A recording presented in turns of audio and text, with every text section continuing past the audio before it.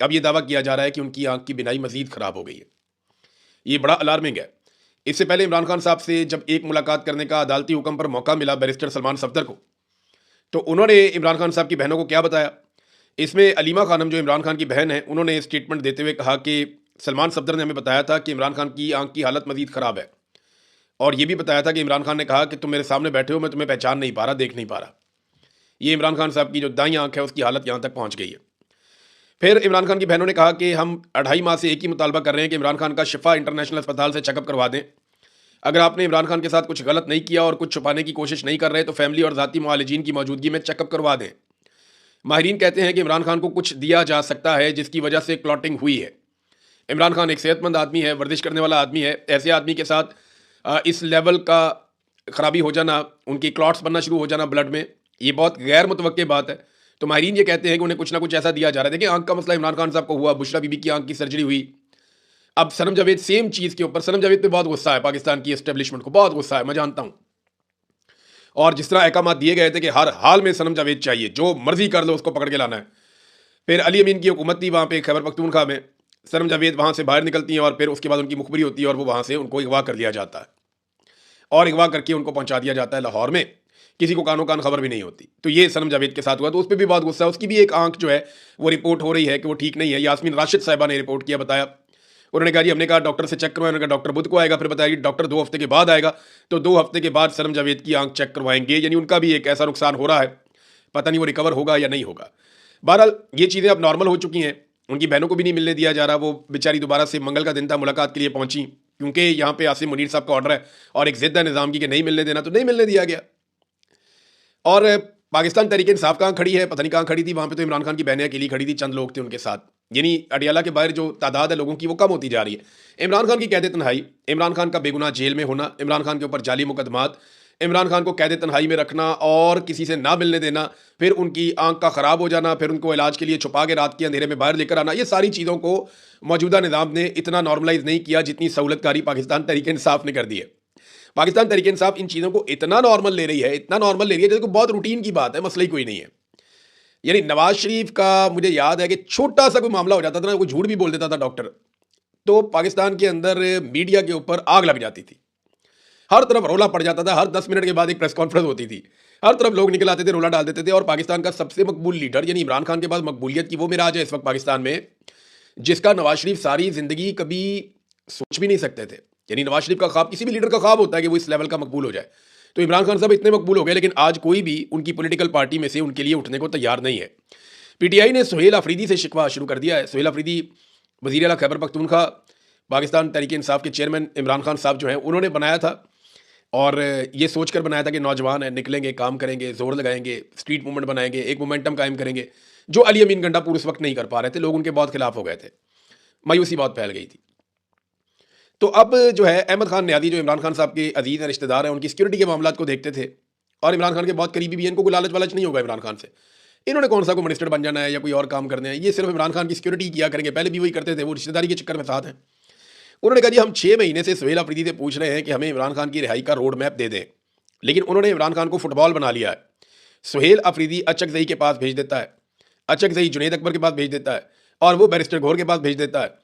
अब मर्दान में उन्होंने फुटबॉल को उठाकर अडियाला जेल भेज दिया है कि जब तक इमरान खान कोई लायामल नहीं देते हम कुछ नहीं करेंगे। इमरान खान ने कहाँ लायामल देना है? इमरान खान की बहन ने पहले कहा था कि इमरान खान कभी ये नहीं कहेगा कि सारी कौम मेरे लिए या मेरी रिहाई के लिए बाहर निकल आए। ये तो फैसला आपको खुद करना है कि आपको इमरान खान चाहिए या नहीं चाहिए। दूसरा, अडियाला में इमरान खान साहब से मुलाकात होगी, कोई बातचीत करेगा तो इमरान खान साहब को कोई पैगाम बाहर आएगा ना, ऐसे तो नहीं हो सकता। बाड़ा में नाजरीन जब ड्रोन हमला हुआ और उसके नतीजे में वहाँ पे नुकसान हो गया तो लोग एहतजाज कर रहे थे। अब लोग एहतजाज कर रहे थे, मुजाहिरीन पर पुलिस ने फायरिंग कर दी। अब ये खैबर पख्तूनख्वा है, अगर देखें पंजाब में जो पुलिस करती है या सिंध में या बलूचिस्तान में जो पुलिस करती है उसकी जिम्मेदार अगर वहाँ की सूबाई हुकूमतें हैं, तो फिर खैबर पख्तूनख्वा में जो कुछ पुलिस करती है उसकी जिम्मेदार खैबर पख्तूनख्वा की हुकूमत है। एक तो ड्रोन हमला होता है जिसके बारे में इमरान खान ने मना किया है। दूसरा, ड्रोन हमले का मुकदमा दर्ज नहीं होता जो इमरान खान साहब का हुक्म है।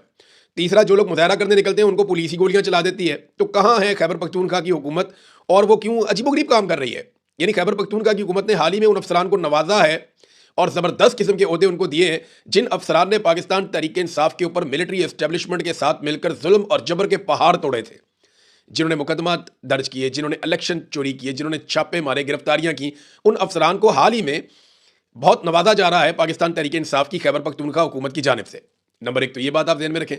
नंबर दो, बिल्कुल एक खामोशी है, किसी किस्म की कोई एक्टिविटी नहीं है। कहा गया कि हम नौजवानों की एक बहुत बड़ी तादाद इकट्ठी करेंगे इमरान खान की रिहाई के लिए, वो मामला भी जो है वो कहीं गायब हो गया, समझ नहीं आई वो किधर गए नौजवान सारे। तो सुहेल अफरीदी ने इस मामले का नोटिस तो लिया है, लेकिन उन्हें बताना चाहिए कि क्या सूबाई इदारे उनसे ताउन कर रहे हैं या नहीं कर रहे हैं, पुलिस उनकी बात मान रही है या नहीं मान रही। क्योंकि अली अमीन गंडापुर ने भी अपनी गलतियों का आगाज इसी बात से किया था कि ब्यूरोक्रेसी उनकी बात नहीं सुनती थी और वो ये साबित करने की कोशिश करते थे कि सब कुछ मेरे कंट्रोल में है। यानी वो सच नहीं बोल रहे थे, सच से भाग रहे थे।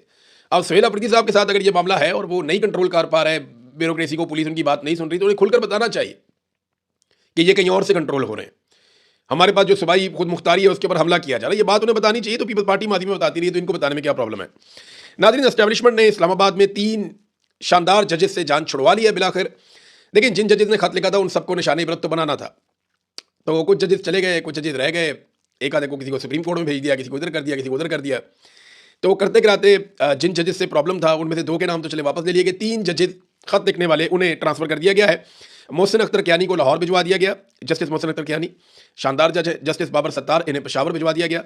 जस्टिस सिमन रफत इम्तियाज इन्हें जो है सिंध में ट्रांसफर कर दिया गया है, सिंध हाई कोर्ट चली गई है। ये मिलिट्री एस्टेब्लिशमेंट ने जान छुड़ा ली उन जजेस से जो इस्लामाबाद के अंदर इंसाफ की बात करते थे। लेकिन ये जजेस एक बात याद रखें, आपने कंप्रोमाइज़ नहीं किया, आपको सलाम है, पूरा पाकिस्तान आपको सलाम करता है, आपका नाम तारीख में सुनहरे रूप में लिखा जाएगा।